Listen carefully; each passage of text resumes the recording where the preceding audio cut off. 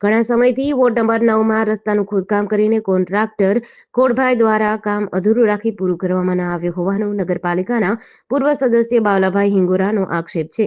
બાવલાભાઈ હિંગોરાએ એમના સ્વખર્ચે રેતી કાંકરી નખાવી તૂટેલા રસ્તાનું કામ પૂર્ણ કરાવી માનવતા મહેકાવી હતી. ઉપલેટા નગરપાલિકા ભૂગર્ભ ગટરના નામે કોઈ કામ પૂરા થતા નથી. વોર્ડ નંબર 9માં માજી સુધરાઈ દ્વારા અવારનવાર સ્વખર્ચે કામ કરાવતા હોય છે. ઉપલેટા વોર્ડ નંબર 9માં ચોમાસું આવે કે તહેવાર આવે રઝાક ઓસમાણ હિંગોરા ઉર્ફે બાવલાભાઈ સ્વખર્ચે કાંકરી રેતી નખાવીને રોડ રસ્તા સારા કરે છે. રઝાક ઓસમાણ હિંગોરા વોર્ડ નંબર 9નો માજી સુધરાઈ સભ્યો આ જીરાસા પીરમાં પંજાબી કોલોની પાસે મરિયમ મસ્જિદ પાસે ખાટકીવાળાના ખૂણે આ કોન્ટ્રાક્ટર ખોળાભાઈ 4-4 મહિના થયા રોડ તોડીને વહી ગયા છે.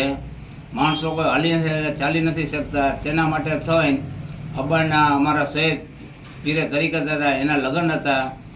કેટલે ફેરી ફોન કર્યા, આવી છે નથી જવાબ દેતા. એના માટે થઈને મેં મારા 100 ખર્ચે ટંજ રેતી કાંકરી હંધું નખાવીને આ રોડનું કામ પૂરું કર્યું છે. અંદાજે કેટલો ખર્ચો થયો? અંદાજે ખર્ચો થયો છે 8-10 હજારનો. જેસીબી મંગાવ્યું, આટલા ટ્રેક્ટર નાખ્યા. તો આમાં કોઈ નગરપાલિકા કોઈ ધ્યાન નથી આપતું? નગરપાલિકાની બોડી જ નહોતી. ખોડાભાઈને વર્ષે કોન્ટ્રાક્ટ ખોપેલો. ખોડાભાઈને ફોન કર્યો. ખોડાભાઈ એવું કહે હાલો આવી છે. 4-4 મહિના થયા. અત્યારે કહે છે ભોં ગટર યોજના. ભોં ગટર યોજના આવે છે કે વોર્ડ નંબર 9ને ભોં ભેગો કરવો છે આ કોન્ટ્રાક્ટરને એ જ ખબર નથી પડતી કાંઈ.